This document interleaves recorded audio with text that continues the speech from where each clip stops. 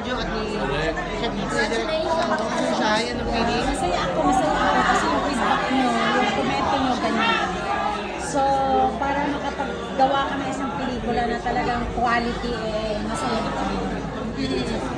Yung mahirap gumawa na siyang action film. Sa-produce sa ganyan. Meron kaming gagawin ulit, pero ito, na magandang action na naman. Hindi ba mahirap gawin? Ba yung challenging? Ay, mahirap, pero basta maganda yung ma-inspire ka. Pero mahirap talaga. At ate, nabanggit mo kasi kanina na parang 38 cinemas na tayo, nakakalungkot kasi hindi naging fair yung Ate Ann. And your positive, sabi mo baka naman madagdag na.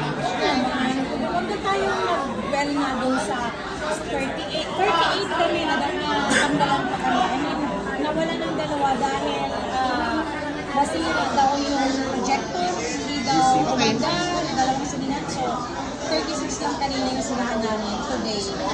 So, yun yung nangyayari. Pero, mas mag-well ako dun sa lungkot, mag-well ako dun sa malungkot dun sa sama ng loob, diba? Sama loob mo kasi ganun, hindi fair. Huwag na, yan mo na. I mean, ganun ang sistema eh. Ganun talaga eh. Sistema na yan, noon pa yan eh. Sabi nila, business is business. May magawa dyan, diba? Tawag niyan, positive ka lang dito. Okay. Diba?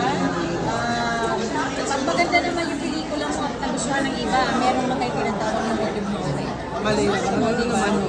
Ganun naman talaga yun eh. Basta ang masaya ko dahil nabigay ng Nathan Studios, ng Fusey at ng Strodogs, yung quality film ng action. Hindi lang to action siya, gaya na sabi ko, nag-level up siya.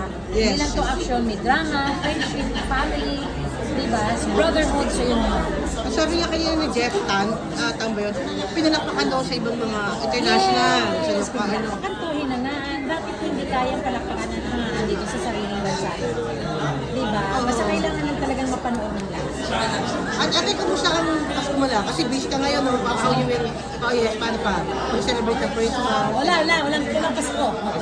Nandito siya. Mag-celebrate ng kagabi ng 12, tapos afternoon ngayon, today, wala talaga. Nag-iba yung Pasko namin pamilya.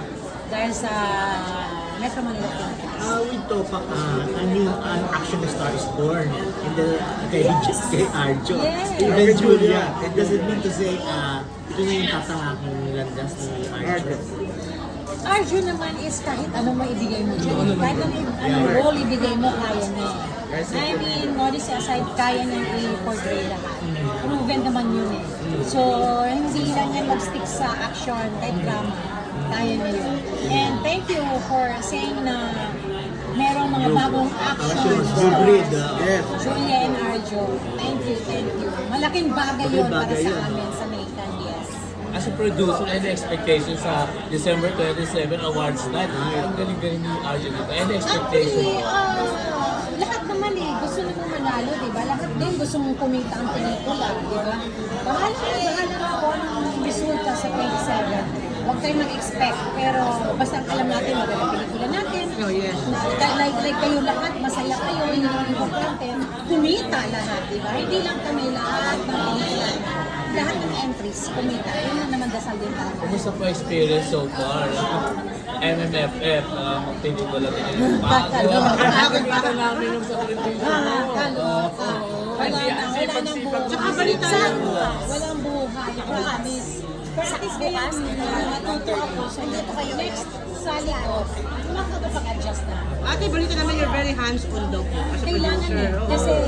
Kasi unang-una pinagmamalaki ko yung pelikula. Pangalawa, pinagmamalaki ko yung mga artista. Ang gagaling nila. Ang gagaling. Sayang kung hindi ko tututukan. Kung pabayaan ko yung pelikula. Ito lang po, last na lang. First Christmas with your apo, kamusta po kahapon yung Christmas? Ay, masaya. May sakit siya. Kawawa. Gusto ngayon eh. Kagabi, gusto eh. Nasa akin lang. Yung lahat ng pagod ko, lahat ng hirap. Niyakap ko lang yung apo ko kagabi. Yun talaga yung sabi ko, akala ko hindi kami magkikita kagabi kasi sabi nga ni Ria na may sakit, so hindi niya madadala dun sa bahay ng biyanan ko. Sabi ko, malungkot ako, pero nung last minute sabi ni Ria, ma'am, ayaw namin iwanan si baby namin, ayaw namin iwan, dali namin dun sa bahay ni